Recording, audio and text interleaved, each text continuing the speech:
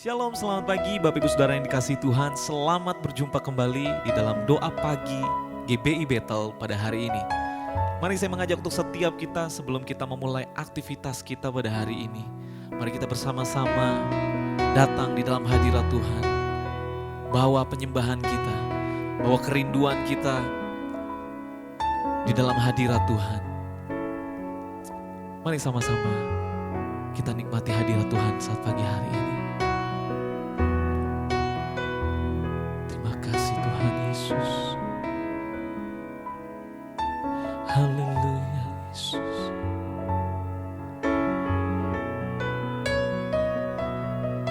Terima kasih Yesus. Oh, syukur Tuhan. Terima kasih, Engkau sungguh baik. Engkau sangat baik, kasih setiamu Tuhan, kasih setiamu Yesus, haleluya. Kami datang menyembahmu, kami datang menyembahmu, oh Yesus Tuhan. Haleluya. Terima kasih Tuhan. Ku sembah, ku agungkan Engkau selama-lamanya. Haleluya Yesus. Kami sembah, kami muliakan nama-Mu. Haleluya. Syukur Tuhan, syukur Yesus. Terima kasih Tuhan Yesus.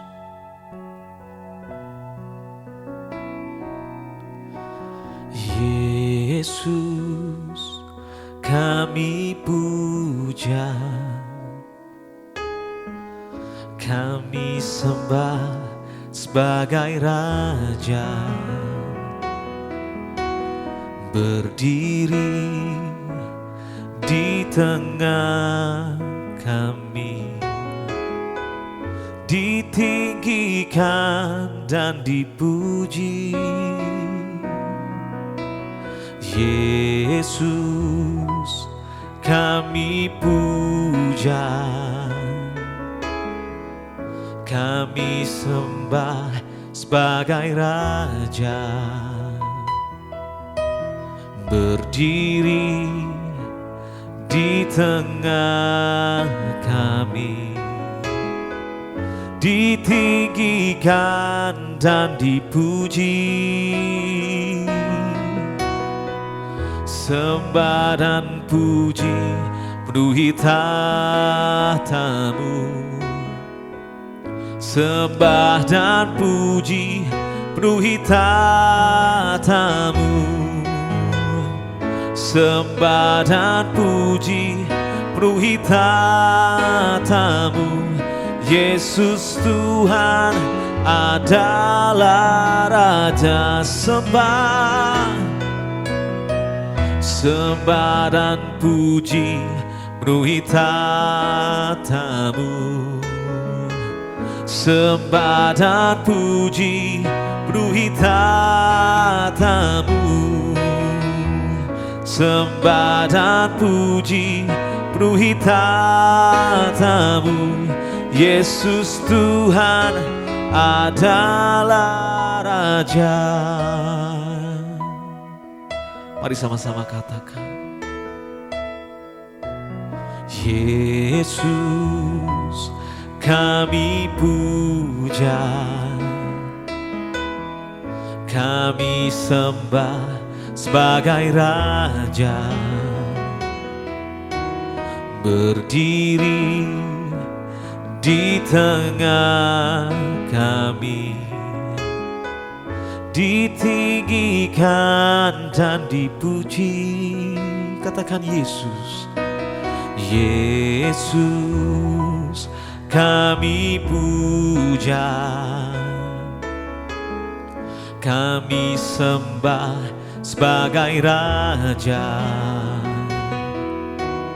Berdiri di tengah kami, ditinggikan dan dipuji. Sembah dan puji penuhi tahta-Mu. Sembah dan puji penuhi tahta-Mu. Sembah dan puji penuhi tahta-Mu. Yesus Tuhan adalah Raja. Sembah dan puji penuhi tahta-Mu. Sembah dan puji penuhi tahta-Mu. Sembah dan puji penuhi tahta-Mu. Yesus Tuhan adalah Raja. Sembah dan puji, sembah dan puji penuhi tahta-Mu. Sembah dan puji penuhi tahta-Mu. Sembah dan puji penuhi tahta-Mu. Yesus Tuhan adalah Raja. Mari sama-sama katakan. Sembah dan puji penuhi tahta-Mu. Sembah dan puji penuhi tahta-Mu. Sembah dan puji penuhi tahta-Mu. Yesus Tuhan adalah Raja. Yesus Tuhan, Yesus Tuhan adalah Raja. Yesus Tuhan, Yesus Tuhan adalah Raja. Haleluya Yesus, Engkaulah Raja kami. Oh haleluya, Yesus kami sembah, kami tinggikan, kami puji Engkau, kami puja Engkau selama-lamanya. Haleluya Yesus, Engkau yang layak disembah, layak terima pujian, layak terima hormat kami. Hanya Engkau Tuhan, gunung batuku. Oh Yesus, ku bersyukur selama-lamanya. Kami sembah, kami muliakan nama-Mu Yesus. Makasih Tuhan, terima kasih Yesus. Haleluya, Engkau yang layak kami sembah Tuhan. Iya Tuhan, terima kasih Tuhan Yesus.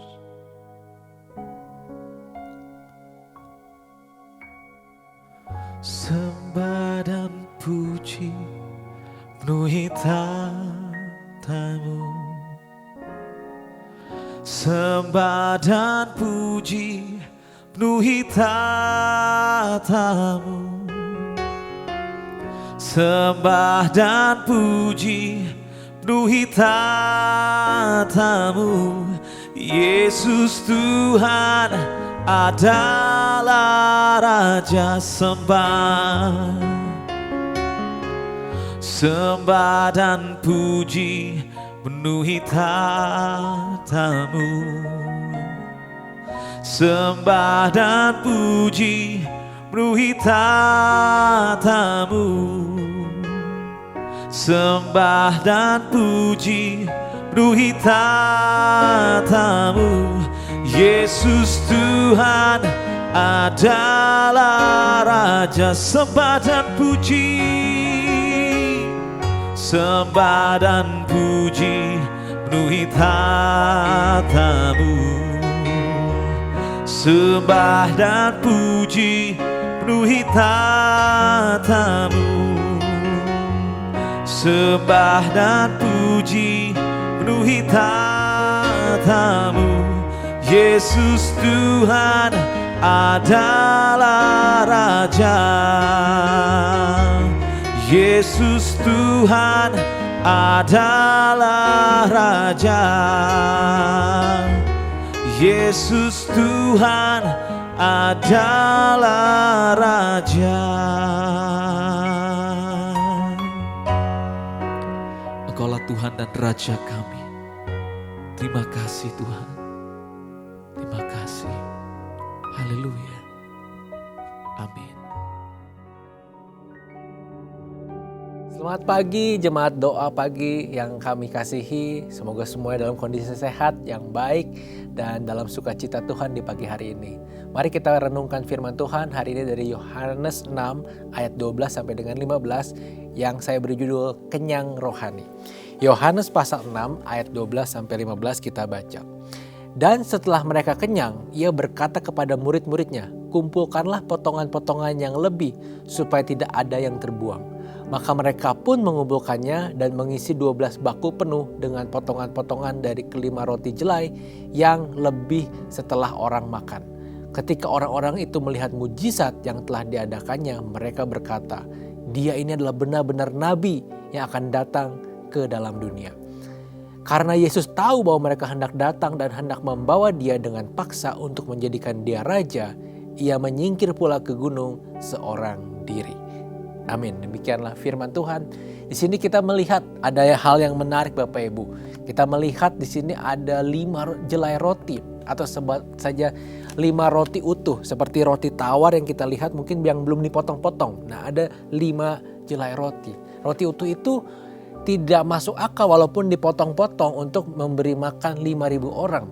Tetapi di sini dicatat mujizatnya luar biasa karena dicatat bisa setelah makan 5.000 orang sisanya 12 bakul.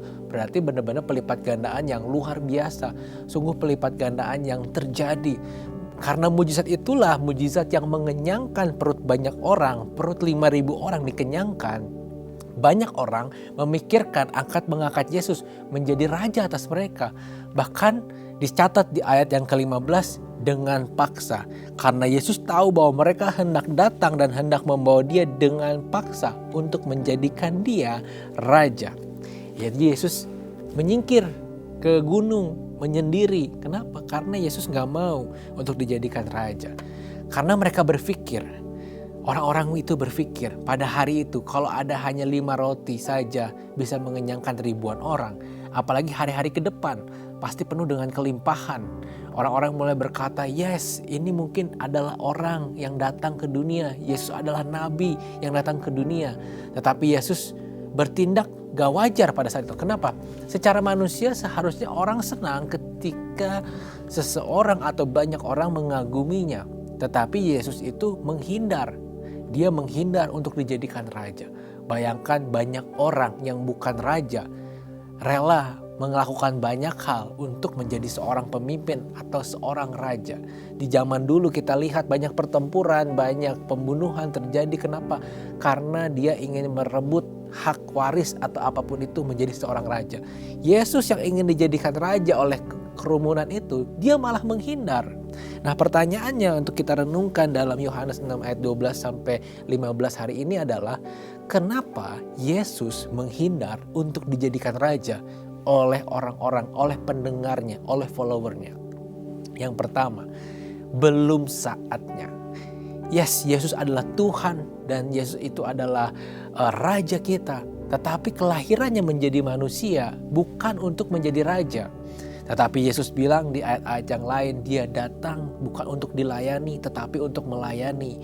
Dia datang bukan untuk orang yang sehat tetapi dia datang untuk menyembuhkan orang yang sakit. Dia datang untuk orang-orang yang terpinggirkan, orang-orang yang termarginalkan, yang ditolak oleh society, yang ditolak oleh masyarakat. Dan juga yang pasti dia juga nyatakan dia datang untuk menjadi juru selamat. Yesus sering mengatakan pada murid-muridnya bahwa waktunya belum tiba. Bahkan kita tahu ketika ibunya mengharapkan Yesus melakukan sesuatu hal, mengharapkan mujizat, Yesus selalu menjawab belum waktunya. Artinya belum waktunya Yesus itu menjadi seorang raja. Ketika Yesus lahir ke dunia ini, dia lahir sebagai juru selamat. Yes, dia akan datang lagi di kemudian hari, di akhir zaman nanti. Dia datang dan akan menjadi raja, akan memimpin kerajaan 1000 tahun. Tetapi itu belum saatnya. Yang kedua, kenapa dia menghindar dari kerumunan, dari follower yang ingin memaksa Yesus menjadi seorang raja? Yang kedua adalah bukan tujuannya. Jadi Yesus itu datang untuk melakukan kehendak Bapa, dan kehendak Bapa jelas tertulis bahwa tujuan kelahiran Yesus untuk menjadi juru selamat dari seluruh umat manusia. Ketika Bapa menyatakan dalam Kejadian 3 ayat 15 dia akan mengutus keturunan dari Hawa yang akan meremukkan kepala ular, yaitu Yesus yang lahir dari Maria, yang lahir tanpa ambil alih atau hubungan antara pria dan wanita, tetapi pure dari wanita yang perawan, lahir seorang Yesus dikandung oleh Roh Kudus. Dan dia dilahirkan untuk apa tujuannya? Untuk menjadi penebus, untuk menjadi juru selamat. Jadi tujuan kelahiran Yesus bukan untuk mendapatkan follower sebanyak-banyaknya, bukan untuk mendapatkan pengikut dan mendirikan kerajaan atau waktu itu memimpin kerajaan Israel mengusir bangsa Roma, bukan. Itu bukan tujuannya. Jadi menjadi raja saat menjadi manusia pada saat 2000 tahun yang lalu bukanlah tujuan kedatangan Yesus. Yesus akan kembali lagi dari surga dan akan memerintah di atas bumi pada akhir zaman dengan tubuh kemuliaannya bersama dengan orang-orang kudusnya.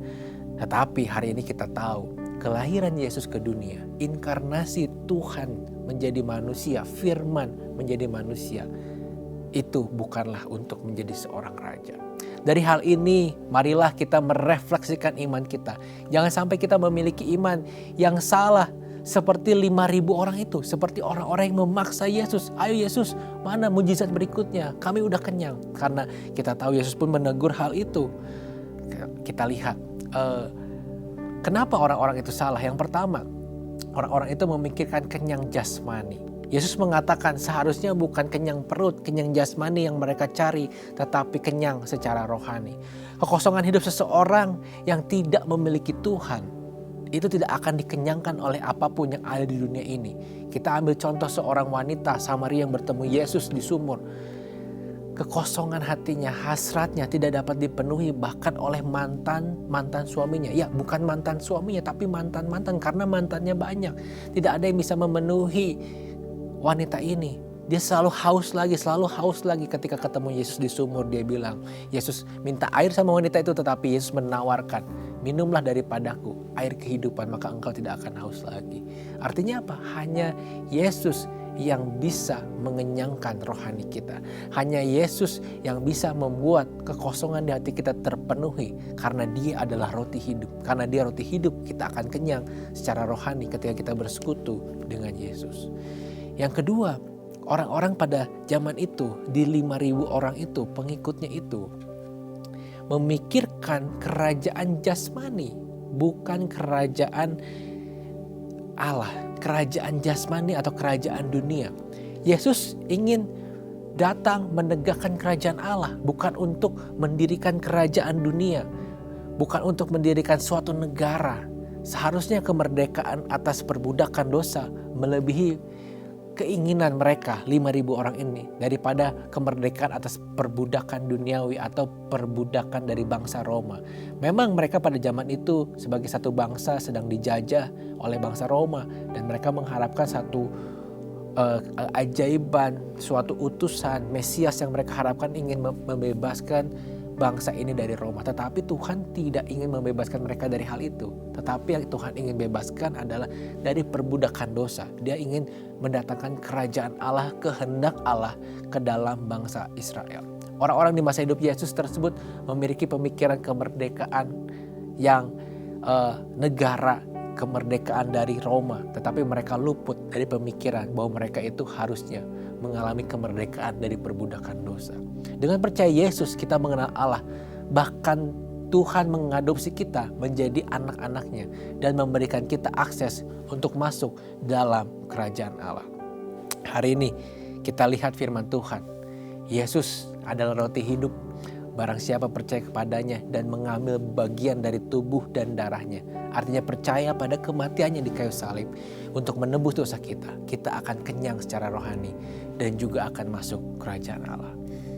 Saya berdoa Bapak Ibu, hari ini firman Tuhan menguatkan kita bahwa kita butuh Yesus. Kita butuh firman Tuhan. Kita butuh kehadirat Tuhan. Kenapa? Karena tanpa itu semua kita akan selalu haus, selalu lapar. Segala pencapaian yang kita capai di bumi tidak ada artinya ketika kita tidak kenyang secara rohani. Hari ini firman Tuhan membuat kita mengerti bahwa jangan sampai kita hanya mengumpulkan potongan-potongan roti yang berlimpah 12 bakul itu. Padahal itu hanya mengenyangkan jasmani kita. Tetapi marilah kita bertemu dengan Tuhan. Marilah kita mengenal Yesus, satu-satunya jalan keselamatan. Sehingga kita akan dikenyangkan secara rohani. Saya akan berdoa, mari Bapak Ibu yang penuh dengan pergumulan, mungkin hidupnya kosong. Mari hari ini berdoa, undang Yesus masuk ke dalam hati kita. Tuhan Yesus, terima kasih hari ini buat firman-Mu. Kami percaya Tuhan, Engkau adalah roti hidup. Ketika kami menerima Engkau, percaya kepada nama-Mu, menerima tubuh dan darah-Mu, kami ada persekutuan dengan Yesus sehingga kami akan dikenyangkan dan tidak akan pernah lapar lagi. Biarkan kekosongan kami, pencarian kami untuk pemenuhan diri yang kami cari di dunia ini, mungkin dengan harta, dengan jabatan, kepada pasangan kami singkirkan semuanya dari pemikiran kami. Kami mau hidup mencari Engkau, kami mau hidup mencari kekenyangan rohani sehingga hidup kami penuh dan kami bisa jadi berkat buat orang lain. Berikan kekuatan, berikan pemahaman Tuhan kepada orang-orang yang mungkin masih meragukan kebenaran bahwa Yesus adalah Tuhan. Roh Kudus tolong sehingga setiap orang yang mendengar pesan ini bisa percaya bahwa Yesus adalah anak Allah dan juru selamat kita. Di dalam nama Tuhan Yesus yang diberkati oleh firman Tuhan, mari katakan amin. Tuhan Yesus memberkati. Sampai ketemu di kesempatan berikutnya, di doa pagi berikutnya. God bless you. Anda telah selesai mengikuti doa pagi bersama GBI Bethel.